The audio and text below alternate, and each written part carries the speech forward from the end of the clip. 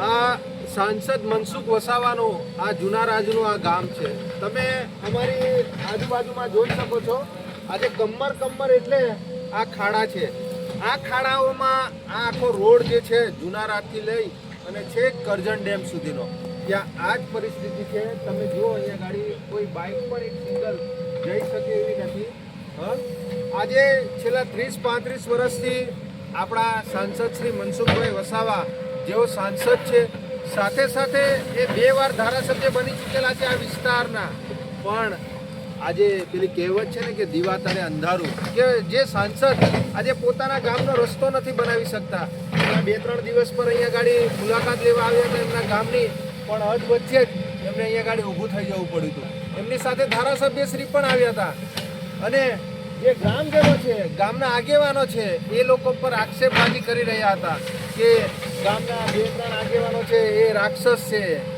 અને સાથે સાથે ધારાસભ્ય શ્રી ચૈતરભાઈ વસાવા જેઓ આ ગામના ભાણિયા છે, ચૈતરભાઈ વસાવા અત્યારે 2-3 વર્ષથી હજુ ધારાસભ્ય બન્યા છે, પણ તેમ છતાં દર વર્ષે આ પરિસ્થિતિ હોય છે।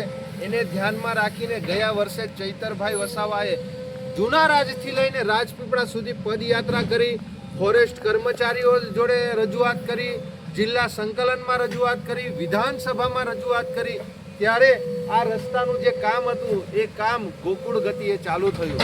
મિત્રો, અમારે કહેવાનું એટલું જ છે કે જે સાંસદ આજે પોતાના ગામનો રસ્તો નથી બનાવી શકતો અને જે સામાન્ય લોકો છે એ લોકોને રાક્ષસ એમ જણાવે છે, આજે આ જનતા એ ખૂબ સારી રીતે જાણે છે કે જે શકુની મામાના રૂપમાં જે રાક્ષસ છે આ વિસ્તારમાં, એ રાક્ષસ જ આ બધા જે આગેવાનો જે લોકો લડત લડે છે, સરકારને યોગ્ય રજૂઆત કરે છે, એ જ આ સાંસદશ્રીને ગમતું નથી। અમારે આ સાંસદશ્રીને કહેવું છે કે તમે બહુ ફાંકા ફોજદારી કરો છો, તમે બહુ મોટી વાતો કરો છો, પણ તમે તમારા આ ગામનો રસ્તો જુઓ। આ ખરેખર આ કેવી પરિસ્થિતિમાં છે। આજે આ ગામના લોકો નથી, અહીં 1 થી 8 ધોરણની સ્કૂલ છે, 8 ધોરણ બાદ એ લોકો નથી 10-12ની એક્ઝામ આપી શકતા કે નથી કોલેજ કરી શકતા, કેમ કે આ રસ્તામાં ના તો 2 વ્હીલર બાઇક જઈ શકે છે, ના તો કોઈ 4 વ્હીલર બાઇક જઈ શકે છે। કોઈને ડિલિવરી થાય, કોઈને ગંભીર બીમારી થાય કે કોઈને સાપ કરડી જાય, લોકો રસ્તામાં જ ઝોલી લઈને અહીંયા ગાડી જાય છે અને રસ્તામાં મૃત્યુ પામે છે। ગયા વર્ષે પણ 2-3 એવી દુઃખદ ઘટનાઓ બની, જેવી ચીનકુવા ગામની પરિસ્થિતિ છે, જેવી તુલખેડા ગામની પરિસ્થિતિ છે, એવી જ પરિસ્થિતિ આ સાંસદ સભ્યના ગામની આ પરિસ્થિતિ છે। તમે જુઓ, વાસ્તવિકતા જે લોકો છુપાવે છે આ સાચી વાસ્તવિકતા છે। અમે અમારા જિલ્લા પંચાયતના પ્રમુખશ્રી દ્વારા આ જેસીબી એમણે મંગાવ્યું છે અને મિત્રો ખાસ આ પરિસ્થિતિને તમે જુઓ કે ખરેખર આ શું પરિસ્થિતિ છે। શું આ આપણું ગુજરાત મોડેલ છે? શું આ આપણો વિકાસ છે? આજે ભારતીય જનતા પાર્ટીના રાજમાં ગુજરાતમાં જ્યારે એમની સરકાર હોય, કેન્દ્રમાં એમની જ્યારે સરકાર હોય, ડબલ એન્જિનની સરકાર મોટી વાતો કરતી હોય, ફાંકા ફોજદારી કરતી હોય, અને આજે એ જ આજે આ રસ્તો, આ એની પરિસ્થિતિ તમે જુઓ। આ અત્યારે આ અમારી ટીમ દ્વારા અહીંયા જિલ્લા પ્રશાસનને રજૂઆત કરી, જિલ્લાના પ્રમુખશ્રી, જિલ્લા પંચાયતના પ્રમુખશ્રી રજૂઆત કરી, આ જેસીબી મોકલ્યું છે અને આ તમામ આગેવાનો, આ સ્થાનિક ગ્રામજનો અહીંયા ઉપસ્થિત છે અને આ રસ્તો એ હમણાં માટી મેટલ કરાવી રહ્યા છે। નિરંજનભાઈ વસાવા, આમ આદમી પાર્ટી પ્રદેશ સંગઠન મંત્રી।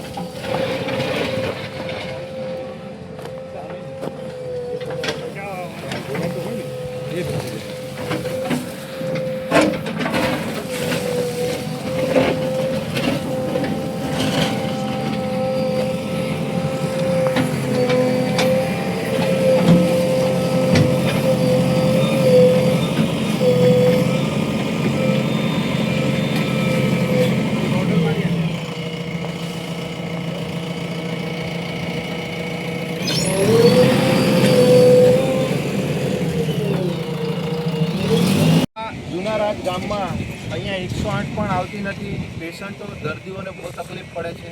એની સાથે સાથે આ ગામની વસ્તી 3000થી લઈને 3500ની વસ્તી છે અહીંના બાળકો સારું શિક્ષણ પણ નથી લઈ શકતા, ભણી પણ નથી શકતા. અહીંયા 1 થી 8 ધોરણની શાળા છે અને જ્યારે ચોમાસું ચાલુ થાય તો શિક્ષકો રાજપીપળાથી અહીંયા આવી પણ નથી શકતા, કેમ કે તમે આ રસ્તાની જે પરિસ્થિતિ છે તે તમે જોઈ શકો છો.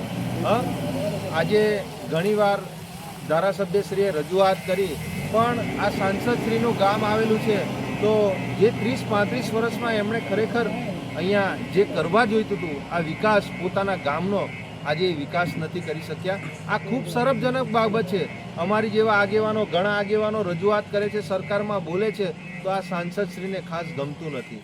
પણ જ્યારે એમના જ ગામની આટલી ખરાબ પરિસ્થિતિ છે તો એ સાંસદશ્રીએ છેલ્લા 30-35 વર્ષમાં શું કર્યું, કયા વિકાસની વાત અને કયા મોડે એ કરી રહેલા છે, આ જ સમજણ નથી પડતી અમને.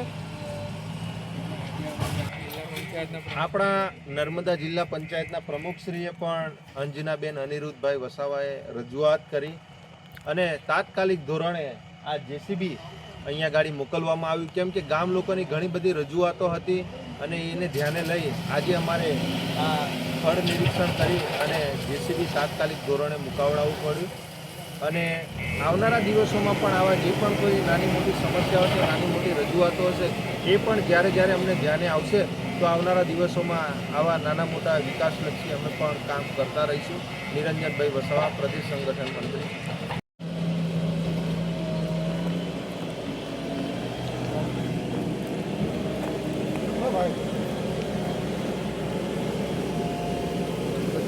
કાકા, તમે આ જુનારાજ રસ્તા પર આવ્યા છો તો અહીંનો રસ્તો કેવો છે?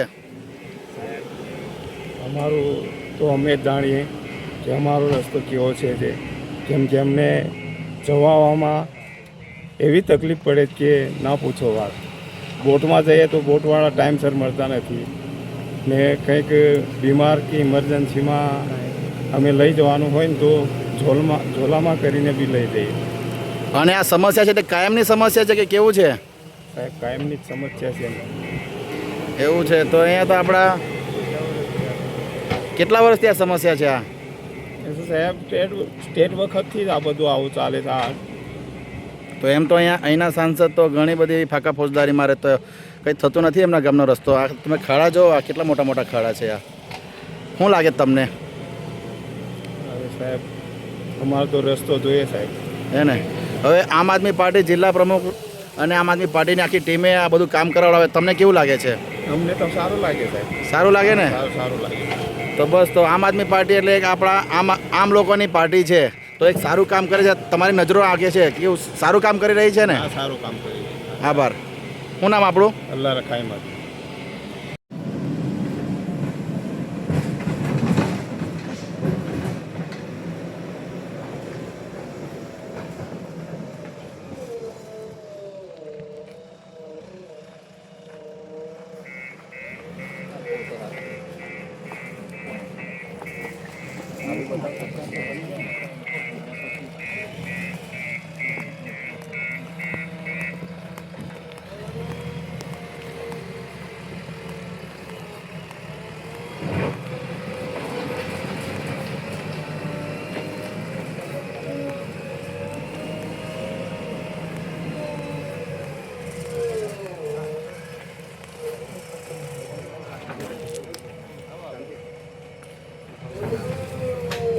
અરે સાહેબ, નારિયેલ ફોડી દીધું. હા, મેં કીધું કઈ વાંધો.